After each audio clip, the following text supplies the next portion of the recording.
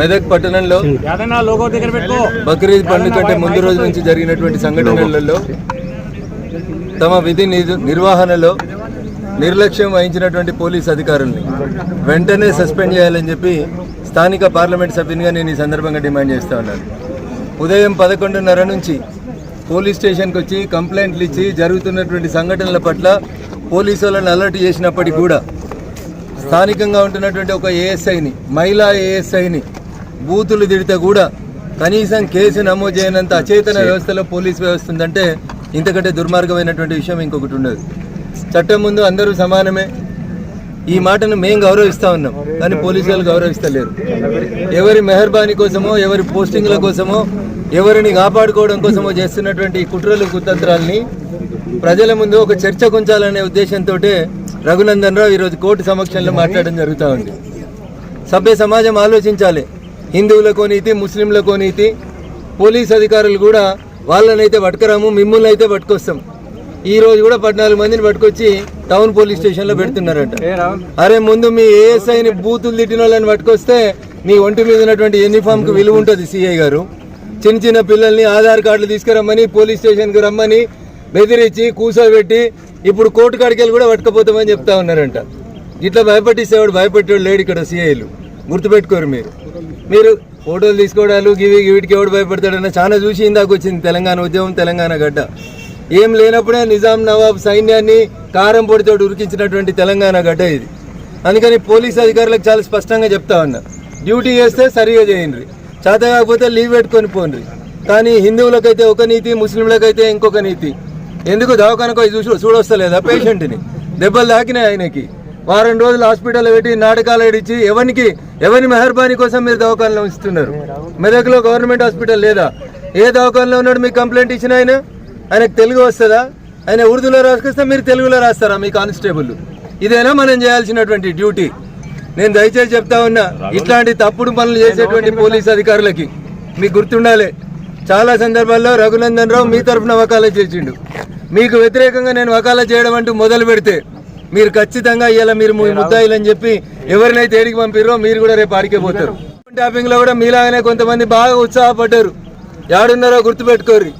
నేను మళ్ళీ చెప్తా ఉన్నా, మెదక్లో ఉన్న 2 సిఐలకి మీ వీడియోలు, మీ సీసీ ఫుటేజ్లు నేను ఇప్పుడు వస్తున్న ఎస్పీ ఆఫీస్కి, టౌన్ పోలీస్ స్టేషన్లో ఉన్న 14 మందిని మీరు పంపిస్తే మేము ఎస్పీ ఆఫీస్ నుంచి ఇంటికి పోతాం.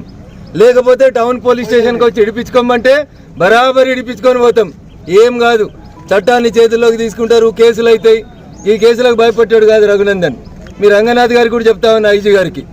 రంగనాథ్ గారు ఇంతకుముందే మీకు 1-2 సార్లు బీజేపీ వాళ్ళ చేతిలో శృంగభంగం అయింది. కరీంనగర్లో, వరంగల్లో ఎక్కువ ఉత్సాహం చూపెట్టారు మీరు. మేము ఎవరి గురించి, వ్యక్తుల గురించి మాట్లాడొద్దు అనుకుంటున్నాం, అయినా మీరు రెచ్చగొడతా ఉన్నారు. కాబట్టి ఒక్క లైన్ మాత్రం స్పష్టంగా చెప్పిపోతా, justice may be delayed, but మీరు మాత్రం ఖచ్చితంగా శిక్ష అనుభవిస్తారు. టెలిఫోన్ ట్యాపింగ్లో కూడా అప్పుడు పింక్ యూనిఫామ్ వేసుకున్న పోలీసు వాళ్ళు ఇట్లే చాలా ఎగిరేరు, మాకు ఎదురు లేదని ఎగిరినరు. ఇలా యాడున్నారు? శ్రీకృష్ణ జన్మస్థానంలో ఉన్నారు. మెదక్ పోలీస్ అధికారులకు కూడా చెప్తా ఉన్నా, తొందరపడి మీరు తప్పుడు పనులు చేస్తే ఖచ్చితంగా మీరు కూడా శ్రీకృష్ణ జన్మస్థానానికి వస్తారు. ఇది నేను మెదక్ ఎంపీగా మా మెదక్ ప్రజలకు ఇస్తున్నటువంటి బాధ. పోలీస్ స్టేషన్కి నిన్న కార్డులు తీసుకొని వస్తే, నిన్న ఆధార్ కార్డులు తీసుకురామంటే ఆధార్ కార్డులు తీసుకొని వస్తే ఎట్లా కూర్చోబెడుతున్నారు? 3 గంటలు, 5 గంటలు. ఏ చట్టం పర్మిట్ చేసింది మీకు? మేము మీకు కోఆపరేట్ చేస్తామంటే ఇంత జరిగినాక కూడా మీరు ఆధార్ కార్డులు తెమ్మంటే తీసుకొని వస్తుంటే సెల్ ఫోన్లు గుంజుకుంటారు. ఏ సెక్షన్ గుంజుకోమని చెప్పింది ఫోన్? ఏ సెక్షన్ ప్రకారం మీరు గుంజుకున్న ఫోన్లను డిపాజిట్ చేయరు? వారి పోదాం మీ ఎస్పీ గారి దగ్గరికి, చెప్తా ఇండియన్ పీనల్ కోడ్ ఏం చెప్తుందో నేను మాట్లాడతారండి. బరాబర్ ఇప్పుడు ఎస్పీ గారి ఆఫీస్కి పోతాం, జరుగుతున్న అన్యాయాల మీద మాట్లాడతాం, తప్పు చేసినటువంటి పోలీస్ అధికారులను శిక్షించమని అడుగుతాం. యూనిఫామ్లో ఉన్న ఒక ఏఎస్ఐని, హిందూ మహిళా ఏఎస్ఐని తిడితే రోషం వత్తలేదేంది పోలీసు వాళ్ళకి? పోలీసు వాళ్ళని ముడితే తిడితే కూడా అరెస్ట్ చేయడం చేత కాకపోతే బంజారీ యూనిఫామ్లు పెట్టేసుకొని వెళ్ళిపోండి. చేస్తారు ప్రజలు కూడా పోలీసు వాళ్ళని నౌకరీ చేసేందుకు భారత రాజ్యాంగం హక్కిచ్చింది.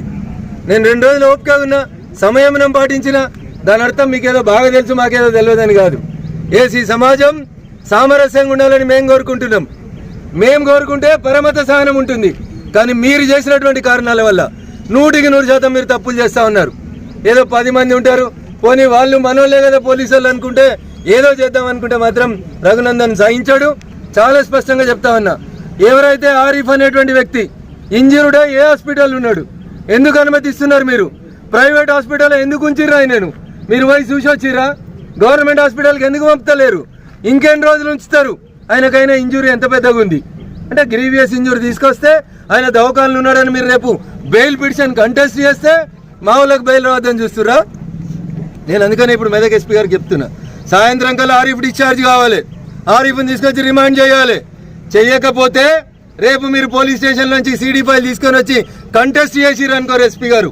అయ్యా రంగనాథ్ గారు మీరు కూడా వినాలి, మీరు మాట్లాడిన నేను మీ గౌరవం ఇచ్చి ఆగిన, నేను చట్టాన్ని చేతిలోకి తీసుకోవద్దన్నారని ఆగుతా ఉన్నాం. నేను మళ్ళీ చెప్తా ఉన్నా రంగనాథ్ సార్, కొంచెం వెనుక కొంచెం ముందు మీరన్న చట్టాన్ని సరిగా పనిచేయించుర్రి, తప్పు చేసిన వాళ్ళని శిక్షించుర్రి. లేకుంటే బరాబరి టెలిఫోన్ ట్యాపింగ్లో మీ వాళ్ళకి ఏ గతి పట్టిందో మా మెదక్ పోలీసులకు కూడా అదే గతి పడుతుంది. ఈ సందర్భంగా హెచ్చరిస్తాం.